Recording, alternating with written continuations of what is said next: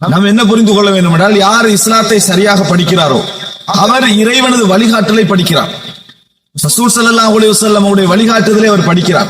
இவர் எப்படி ஒரு படிச்சார்னு வைங்களேன், இந்த உலகத்தில் ஏற்படக்கூடிய எந்த பிரச்சனையாக இருந்தாலும் அவற்றை தீர்வு இருக்கும். பாருங்க, ரசூல் ஸல்லல்லாஹு அலைஹி வஸல்லம் அவர்களை அல்லாஹ் தஆலா ஒட்டுமொத்த பாதிப்புகளையும் சந்தித்த ஒரு மனிதராகத்தான் ரசூலுல்லாஹ் எங்களுக்கு வச்சுக்கிறான்.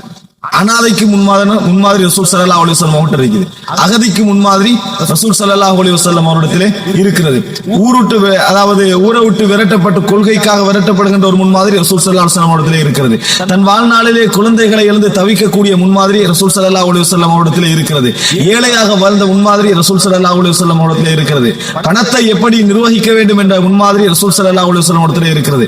ஆளப்பட்ட நிலையில் ரசூல் ஸல்லல்லாஹு அலைஹி வஸல்லம் அவரிடத்திலே முன்மாதிரி இருக்கிறது.